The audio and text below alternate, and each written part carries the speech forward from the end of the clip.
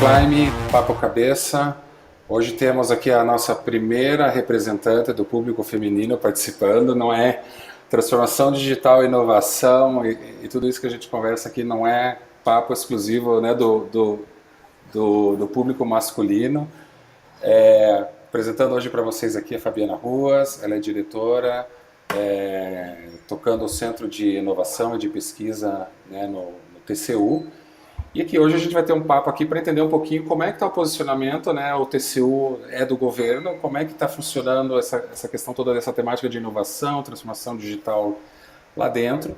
E a gente entender um pouquinho os desafios que existem hoje, né, dentro dos órgãos públicos, e aqui é óbvio que a Fabiana vai estar representando muito mais o TCU, como é que eles têm alavancado essa questão das pessoas, né, como é que estamos formando mentes, né, para se preparar para essa transformação digital e como tem sido empregado aí as abordagens de organização, laboratórios, pesquisa, como é que isso se abre ao mercado, como é que o cidadão pode participar desse processo todo, né, Fabi? E também vamos entender um pouquinho como é que está o apetite na organização, nas altas hierarquias do TCU, como é que está sendo feito o suporte realmente para isso, para trazer essas melhorias e essas transformações que são tão necessárias aí. Fabiana, bem-vinda aí, dá um oi para todo mundo. Bom, obrigada. Primeiro, obrigada pelo convite, Richard. Foi uma honra receber o seu convite. Eu acho que a gente tem. Uma das coisas que eu acho que mais importante para a gente conseguir soluções inovadoras é espalhar a semente da inovação. Então, usar esse canal para isso é um prazer muito grande. É um dos meus principais, das minhas principais missões é tentar divulgar um pouco o jeito que a gente está fazendo, para até tentar buscar inspirar outros a fazerem também, né, e conseguir melhores resultados para o governo, que no fim das contas é o melhor resultado para o cidadão. Então, muito obrigada, prazer estar aqui. Legal. Bom, Fabiana, a gente tinha feito aqui uma prévia rapidinho, então a Fabiana veio do mundo da tecnologia, até, puxa, fiquei muito encantado com a tua experiência que na tua própria tese de mestrado você abordou mineração de dados, né? Hoje tem esse nome bonito de data mining e daí dentro desse contexto de big data e tudo mais, muito legal. É muito bacana ver a participação das mulheres dentro desse processo todo, né? Eu acho importante essa democratização. Afinal, inovação e transformação digital é para o benefício de todos, né?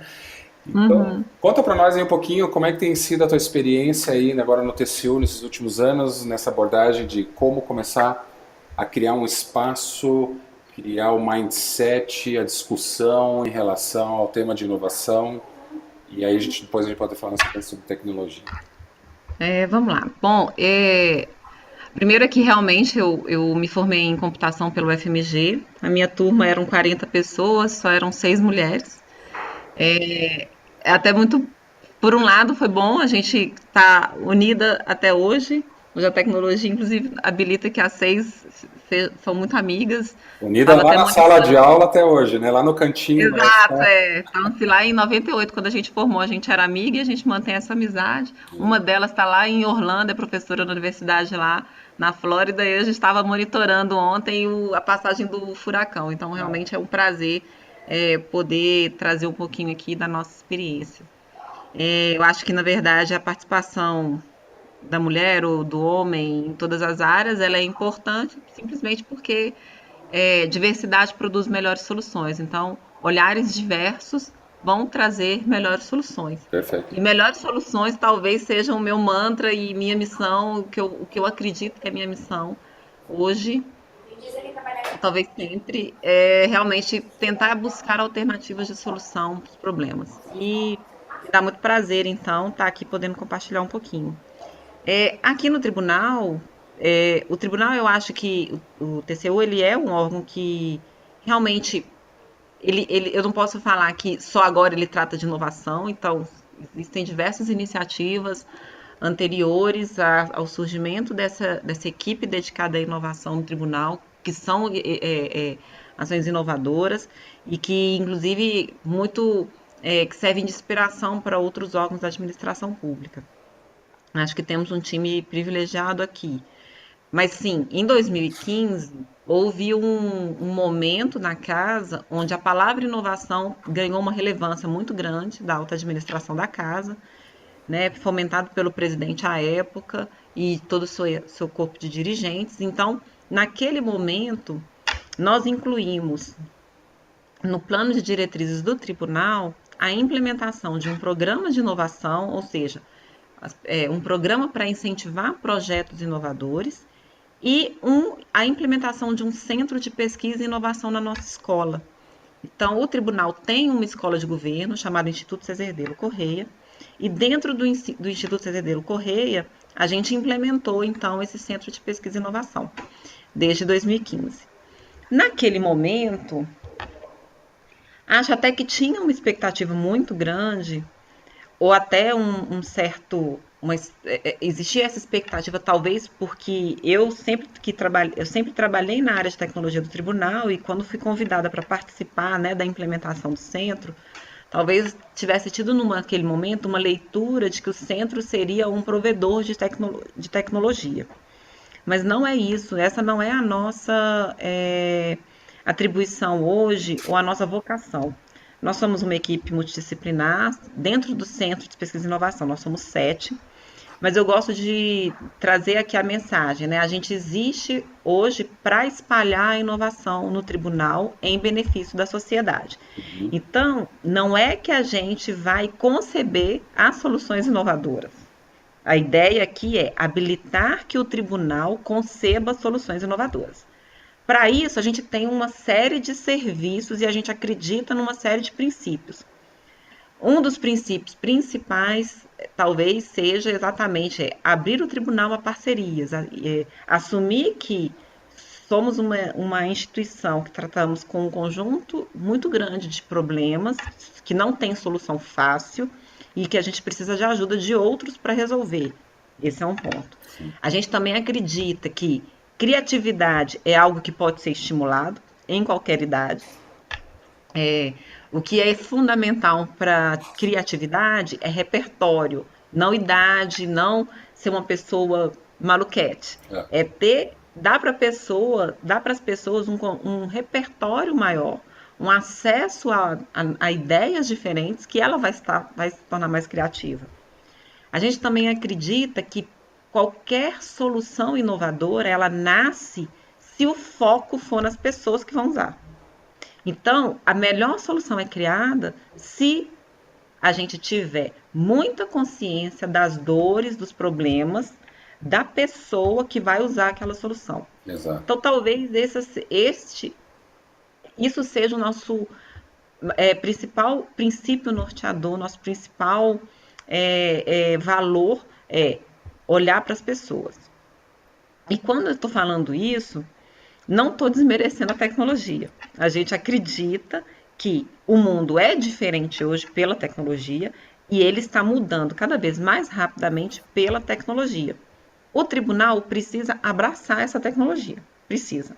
E a gente tem uma série de iniciativas no laboratório para que capacite os servidores do tribunal a usar novas tecnologias, a provocar os servidores a raciocinar a importância de usar outras tecnologias para fazer o seu trabalho, mas a gente observa que isso não é suficiente para produzir soluções inovadoras. Não, tem que vir exatamente como você falou, o foco no usuário, e a gente tem, né?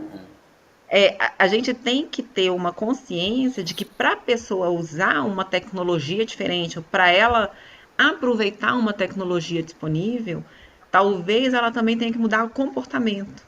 Sim. De se abrir para isso, de pensar no usuário, pensar que quando ela está desenhando um projeto para o tribunal, ela tem tem um conjunto de pessoas que vai usar aquele projeto, e aquele projeto ele vai ser melhor executado, vai produzir uma melhor solução se ela levar isso em consideração. Eventualmente, se ela trouxer a pessoa que vai usar aquele produto para criar junto com ela. Ou se é importante que ela faça um protótipo de solução antes de colocar uma solução em produção. Então, tem um conjunto de comportamentos que ele é muito importante. Os paradigmas, né, que já estão instalados, né? E isso faz mudar a cultura. Mas não é só tecnologia, né? A tecnologia ela não pode ser... a tecnologia ela não é o que direciona, né? O que tem que ser É, direcionado é os problemas, né, que estão lá, que precisam ser tratados. E aí o emprego da tecnologia ela vem como um apoiador, ela vem como faz parte do conjunto da solução, talvez, né? Mas a gente não talvez pode uma pregar Big Data infraestrutura. só por pregar Big Data. Não, o TCU vai usar Big Data. Não. Isso. Aí fica aquela coisa da solução buscar o problema, né? Não, a gente realmente tem que entender muito bem os problemas. Eu acho que o importante é que você estava conversando ali antes dessa questão do laboratório, incluso que você falou que agora tem um conselho, que existe participação do cidadão ou de entidades privadas nesse contexto para olhar isso, porque na verdade está ampliando um pouco exatamente o array de possibilidades, né, de mentes, de repertórios diferentes que estão vindo com diferentes contextos e Para ter histórias mais criatividade. para ter mais assertividade. Então, esse ponto é muito bacana e é o que a gente prega também na Define. Tanto que está ali a primeira pessoa é o cliente, é o funcionário, é o que a gente olha essa dimensão exatamente. Né? É. E aqui no teu caso, principalmente, é auditor. Você tem são vários clientes, né, o que o TCU serve, na verdade, né, se você pensar bem, né? Você tem as É uma sociedade, instituições, né? a sociedade como um todo, né? É a sociedade como um todo. Mas aí você Porque tem esses diferentes segmentos, né? quando a gente tá cuidando do gasto público federal, a gente está falando Em prol do de resultado qualquer para a sociedade. cidadão. Então, isso é muito forte, isso traz um propósito muito bacana. Eu costumo dizer que, como eu te disse antes, né, o TCU é o meu primeiro emprego público, né, é a minha primeira vez que eu trabalho para uma instituição pública. Antes, meus outros empregos foram na iniciativa privada, mas fazer hora extra no tribunal sem receber é perfeito, porque eu me sinto fazendo um trabalho voluntário. Eu Sim, estou claro. trabalhando em prol do cidadão. Então, se eu estou trabalhando a mais do que é esperado, perfeito, não tem problema não. Né? A gente tem É pro bem do tantas, cidadão. a gente tem Então, tantas eu regulações, né? realmente me sinto assim. Porque você está linkado com o teu propósito, o propósito, né? Os teus valores se identificam com o propósito da instituição. E essa é uma Sim, das grandes escolas que a gente tanto fala, né, e prega, que as pessoas não estão aqui só pela questão do aspecto financeiro, né? As pessoas buscam realização dentro dos seus valores e identificam esse significado e abraçam essas é. causas, né? Então é Tem, quando o funcionário deixa de ser um empregado, ele passa a ser uma pessoa ativa dentro do processo todo da empresa, no sentido de criar soluções, ideias, se dedicar, se comprometer, se responsabilizar, né, pelas coisas. Né? por isso que quando eu falo de mudar o comportamento das pessoas, uma coisa é o comportamento do profissional, né, do servidor público, do profissional público que está ali no dia a dia, na linha de frente. É também importante mudar o comportamento do seu líder, né? Então a gente tem dentro da administração pública, como tem na iniciativa privada, times. Esses times têm papéis, as pessoas têm papéis diferentes. E uma das coisas que eu considero muito importante é que os líderes eles tenham uma capacidade de entender o que move cada profissional do seu time para que consiga, na medida do possível, claro, fazer o match, né, entre atividade, tarefa, com a pessoa que se sente melhor executando aquela tarefa. Exato. E pode até parecer que não, mas na administração pública a gente tem uma enormidade de funções e de papéis possíveis, né? Então, pensar nisso e tentar casar essas coisas da melhor maneira possível, para mim também é outro aspecto que vai fazer com que as pessoas se engajem mais, se motivem mais e também acaba produzindo mais, né? Não estou fazendo isso de boazinha que eu sou em relação ao time, é porque eu realmente, se as pessoas estiverem mais engajadas, mais felizes, elas vão produzir mais para a sociedade, Exato. para o cidadão que está lá, né, pagando o nosso salário. Então, esse é um dos pontos que tem até um post que eu escrevi recente lá no blog que fala sobre isso, né? O que move o profissional público, né? É muito importante, eu acho muito importante essa reflexão, né? É que De existe esse tentar. altruísmo, né, de alguma forma, né, um certo altruísmo, né, das pessoas, né, que tem que estar lá. Me cita aí alguns casos assim, eu sei que ainda a coisa está embrionária, né, já avançou várias coisas, mas essa questão da mente não se muda uma cultura, não, ainda mais um órgão institucional que é tão regulado, controlado e com uma lupa, né, muito mais do que empresas do setor privado. Quais são, elenca aí para mim alguns, o que você vê como os grandes desafios que você vê nessa tua agenda, nesse trabalho de abrir, não pode Olha, ser na liderança, no operacional, como é que está isso? O que você vê que é é, im- difícil, que as pessoas fazem uma cara meio estranha, o que é o ponto? deixa eu falar um pouquinho de como que a gente se estrutura, né? Existem diversos tipos de laboratório possíveis. Quando você fala assim, vou criar um laboratório de inovação, esse laboratório pode fazer diversas coisas. Então, eu costumo, inspirado num outro laboratório de inovação lá da Inglaterra, eu costumo trazer uma classificação que eles têm sobre os tipos possíveis de laboratório. Uma taxonomia bacana, mas assim, em grandes linhas, você pode ter um laboratório que produz tecnologia, perfeito, esse é bem óbvio, né? Você pensa assim, laboratório de inovação, aí você já imagina um monte de gente desenvolvendo software ou prospectando software, ferramenta para entregar essa solução para alguém. Esse é um aspecto, não é o caso do nosso time. Tem um outro tipo de laboratório muito comum hoje também, que usa dados para produzir insights, para produzir previsões. Então, são todos laboratórios ou os think tanks que estão ali vasculhando as bases de dados para produzir conhecimento. Também não é o nosso caso. Tem um outro tipo de laboratório chamado de espaço de criação, que no caso do governo são laboratórios muito conectados com criação de solução para o usuário final. Muitos laboratórios hoje são criados, por exemplo, nas prefeituras dos Estados Unidos, você tem vários, praticamente toda prefeitura tem um laboratório para criar soluções com o cidadão, de política pública, serviço público. Então, eles usam esse espaço para, junto com o cidadão, criar uma política pública ou um serviço público. E existem laboratórios que são chamados de laboratórios de espaços de talento, ou laboratórios que fomentam a criação de talentos. Eu acho que o nosso laboratório aqui do TCU está dentro, mais ou menos, numa área ali entre um laboratório que cria talentos, ou que fomenta a criação de talentos, com um laboratório que dá suporte à criação de soluções. Perfeito. Então, a gente tem vários serviços, a gente oferece para o tribunal, né, para os servidores do tribunal, que tem a ver com isso. Um deles é capacitar. Então, a gente traz para o tribunal capacitações daquilo que está na fronteira do conhecimento.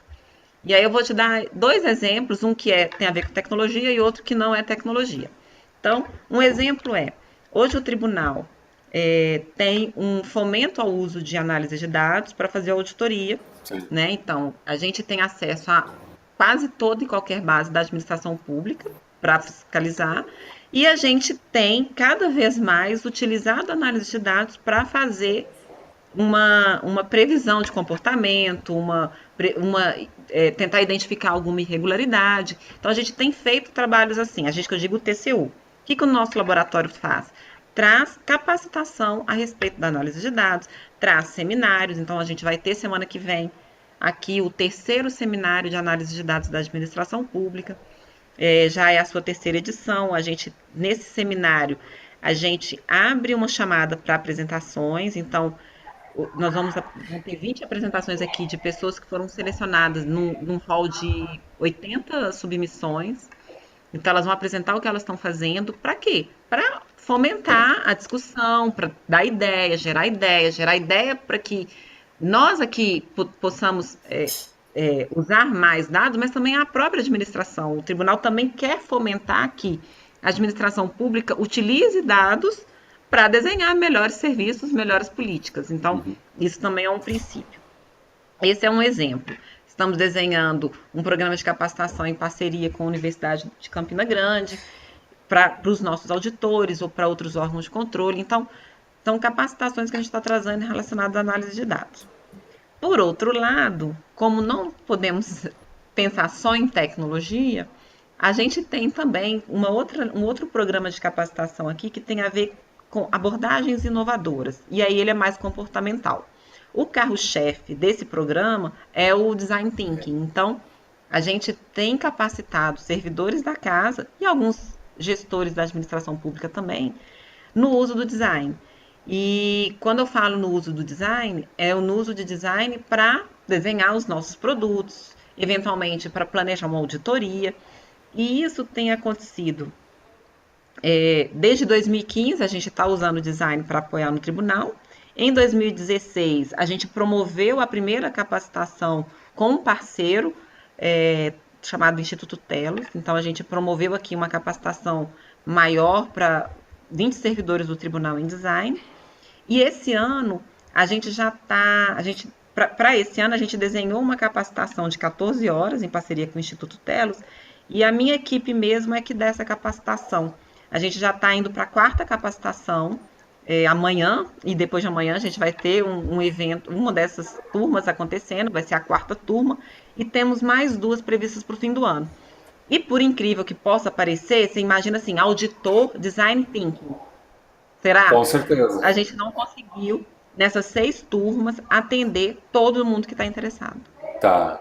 E eu acho que isso tem a ver com as pessoas vão fazendo, vão utilizando, vão tendo melhores resultados e vai divulgando para outras que vão sendo atraídas por esse ciclo virtuoso, Isso. né?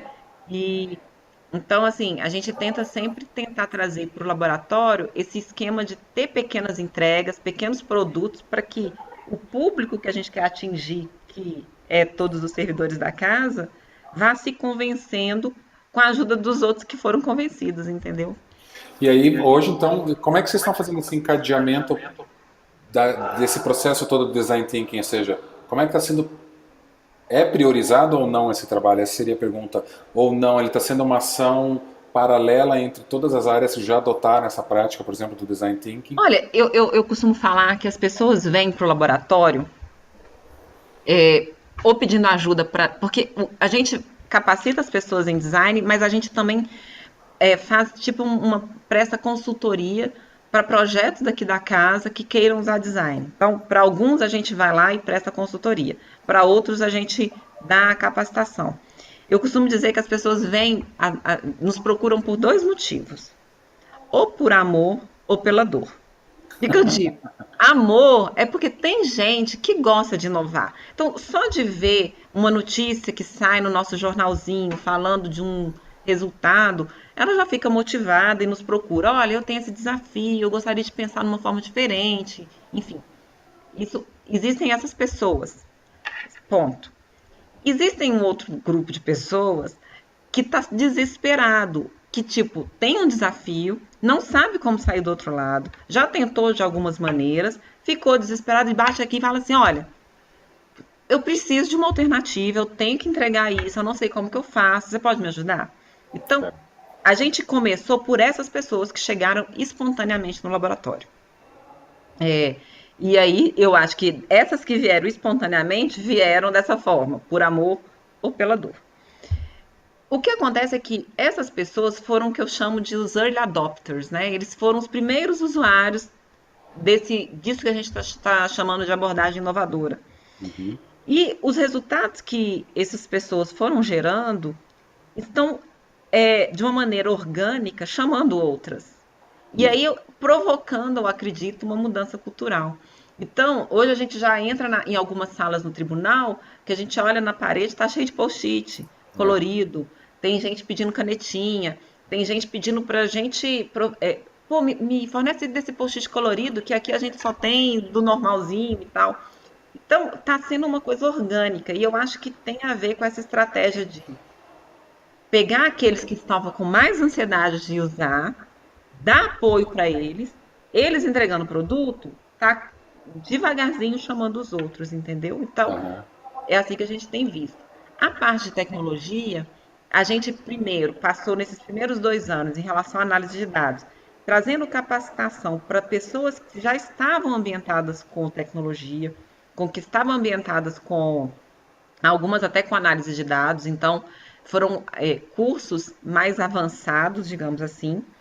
E agora, para o próximo biênio, a gente pretende fazer uma abordagem, está desenhando um programa de capacitação para os que a gente está chamando de nem, que não tem nem experiência em tecnologia, nem em análise de dados.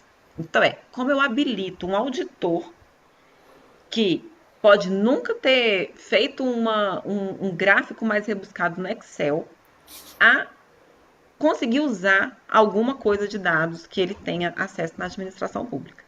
Então a gente está desenhando isso com muito cuidado e carinho para não assustar, mas a gente observou que para a gente subir mais um degrau em relação à análise de dados, a gente vai ter que cuidar desses agora, entendeu? Sim.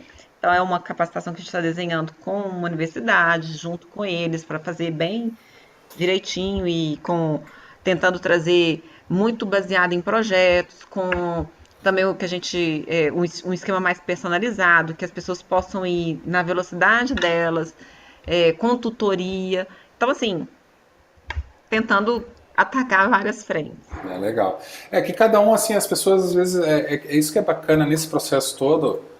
Quando a pessoa entra nesse processo de empatia, de entender o usuário, na verdade a questão mais problemática é definir bem o problema, né? Essa questão toda, né, do design O thinking, que é design. bacana, essa diversidade de públicos que venham com diferentes níveis de entendimento até é importante, porque traz mais insights e traz uma maior variabilidade, leque, né, de contexto para realmente definir realmente essa área de problema. É, o nosso papo está muito bom, Fabiano. Infelizmente a gente vai ter que dar um corte aqui, mas a gente pode fazer de novo. A gente tem muita coisa. Sei que você está cheio de coisa. Eu sinto a energia que você está cheio de coisa para ser liberada, de tanta conhecimento e informação tua. Queria agradecer muito a tua participação. Por favor, deixa aqui a informação do seu blog para o pessoal lá visitar o blog da Fabiana. Fabiana, diz aí qual que é Ah, sim, o a blog gente certinho. tem, né, eu e outros amigos, a gente tenta trazer um pouco das nossas inquietudes, das nossas visões por meio de um blog chamado República Digital. Então é república.digital, é simples Isso. assim. Então, cada semana a gente tem um ou dois posts novos lá sobre assuntos que a gente acredita que vão levar o governo, o Estado, né, para um outro patamar em relação à transformação digital. Então, acompanhem. Hoje mesmo teve post novo de um colega. Vamos lá conferir lá então. Vamos lá, tá bom? Fabiana, muito obrigado, querida. E vamos marcar o nosso próximo papo aí. A gente entra um pouco na serenda aí. A gente começou a entrar nessa serenda do Design Thinking. Como é que a gente vai fechar esse loop de ver as realizações, né? Porque a questão da inovação, a gente ainda está trabalhando muito na questão do início, né? Mas a inovação efetivamente é na mão das pessoas, né? Está lá na mão do usuário, Exatamente. está acessível para o público. Então a gente tem que fechar esse loop aqui. E a gente sabe que é um processo, né? Que leva um tempo. Queria. Brigadão então, querida pessoal da Digiflyme, tá vendo aí? O papo tá ficando cada vez mais quente, bom. Fabiana, muito obrigado. Obrigada, obrigada mais uma vez pelo convite. Perfeito. Dê seu like aí, se inscreva no canal e a gente se vê aí na próxima. Um abração. Tchau, tchau.